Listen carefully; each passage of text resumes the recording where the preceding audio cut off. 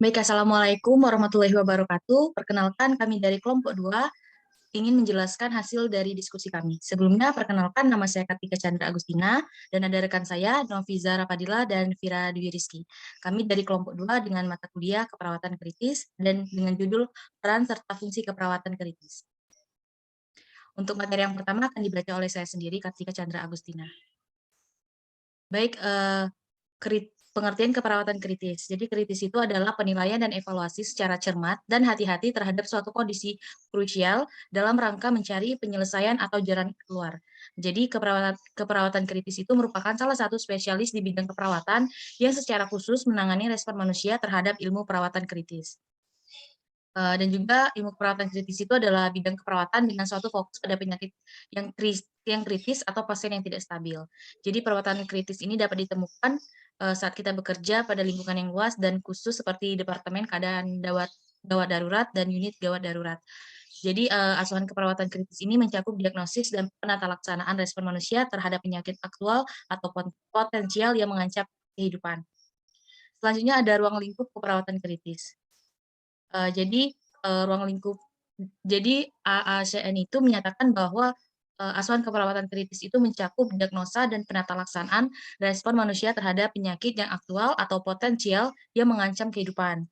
Lingkup praktek asuhan keperawatan didefinisikan dengan interaksi perawat kritis, pasien dengan penyakit kritis, dan lingkungan yang memberikan sumber-sumber adekuat untuk pemberian perawatan pasien yang masuk ke lingkungan keperawatan kritis yang menerima asuhan keperawatan intensif untuk berbagai masalah kesehatan, serangkaian gejala yang memiliki rentang dari pasien yang memerlukan pemantauan yang sering dan membutuhkan sedikit intervensi sampai pasien dengan kegagalan fungsi multisistem yang memerlukan intervensi yang mendukung fungsi hidup yang mendasar. Untuk materi selanjutnya akan dibacakan oleh saudara Novi. Kepada Novi, dipersilakan. Baiklah, saya akan melanjutkannya. Yang selanjutnya ada prinsip keperawatan kritis. Nah, pasien kritis itu merupakan pasien dengan perburukan patofisiologi yang cepat dapat menyebabkan kematian. Nah, titik ruang untuk mengatasi pasien kritis di rumah sakit ini bisa terdiri dari 1 unit gawat darurat atau UGD, di mana pasien diatasi untuk pertama kali. Nah, pada UGD ini adalah bagian untuk mengatasi keadaan kritis. Intensive Coroner Intensive Care atau ICU lebih memusatkan perhatian kepada penyumbatan dan penyempitan pembuluh darah koroner. Prioritas dari gawat darurat tiap pasien gawat darurat mempunyai tingkat kegawatan yang berbeda. Antara lain, 1 oksigen, pasien yang tergolong dalam keadaan gawat darurat 1 dan memerlukan pertolongan segera. Yang termasuk dalam kelompok ini adalah pasien dengan obstruksi jalan. Yang kedua adalah emergency, yaitu gawat darurat 2 yang memerlukan pertolongan secepat mungkin dalam beberapa menit. Yang termasuk dalam kelompok ini adalah myocard infarct, aritmia yang tidak stabil, dan pneumotorak. Kemudian yang ketiga adalah urgent, yaitu gawat darurat 3, di mana waktu pertolongan yang dilakukan lebih panjang dari gawat darurat 2. Akan tetapi tetap memerlukan pertolongan yang cepat oleh karena dapat mengancam kehidupan yang termasuk ke dalam. Yang keempat adalah minora atau non-urgent, yaitu gawat darurat keempat, semua penyakit yang tergolong ke dalam yang tidak mengancam kehidupan. Kemudian konsep pelayanan kritis.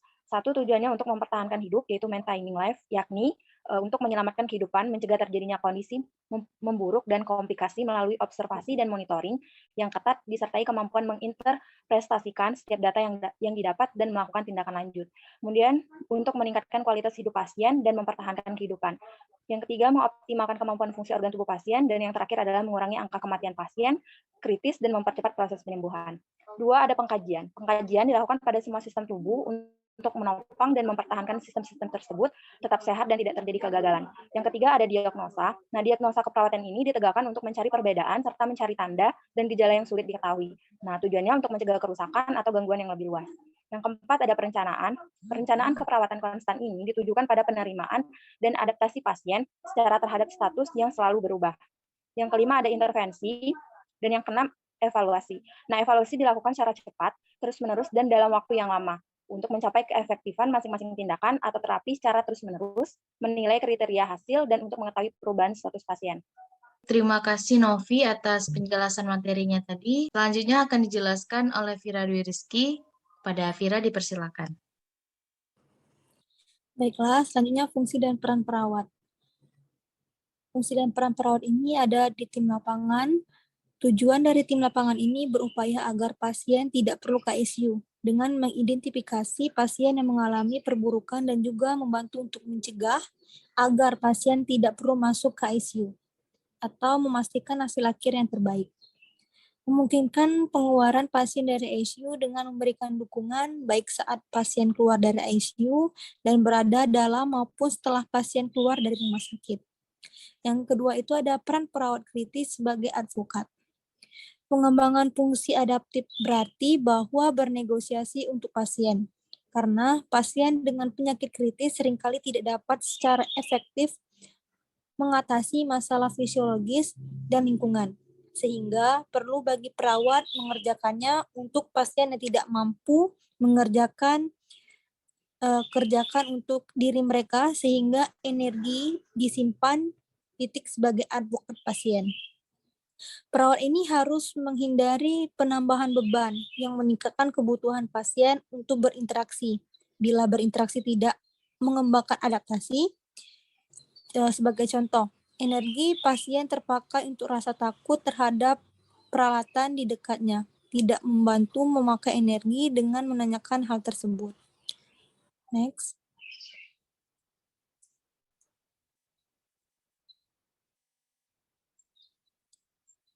Yang kedua itu ada peran perawat kritis. Adapun peran perawat kritis ini di ICU berbeda dengan perawat di bagian ruang lainnya. Tingkat pekerjaan dan pengetahuan perawat ICU ini lebih kompleks dibandingkan dengan dua perawat bagian lain di rumah sakit, karena bertanggung jawab mempertahankan hemostasis pasien untuk berjuang melewati kondisi kritis atau terminal yang mendekati kematian. Perawat di ruang ICU ini dituntut mempunyai keahlian dan intelektual yang lebih. Adapun perawat critical care mempunyai berbagai peran formal. Yang pertama itu ada bedside nurse, peran dasar keperawatan kritis. Hanya mereka yang selalu bersama pasca 24 jam dalam 7 hari seminggu. Selanjutnya, pendidikan critical care, mengedukasi pasien. Care manager, yaitu mempromosikan perawat. Manajer unit atau departemen, kepala bagian, yaitu menjadi pengarah. Perawat klinis spesialis, ini dapat membantu membuat rencana ASKEP. Dan terakhir itu perawat praktisi, yaitu mengelola terapi dan pengobatan. Next. Baiklah, terima kasih. Mungkin ini saja yang dapat disampaikan dari kelompok 2. Saya kembalikan kepada moderator. Baik, terima kasih kepada Novizara Vira telah memberikan materi dengan judul peran dan fungsi keperawatan kritis. Semoga apa yang kita sampaikan nanti akan menjadi manfaat bagi yang mendengarkan. Saya tutup presentasi kali ini. Wabillahi taufiq wal hidayah. Wassalamualaikum warahmatullahi wabarakatuh. Waalaikumsalam warahmatullahi wabarakatuh.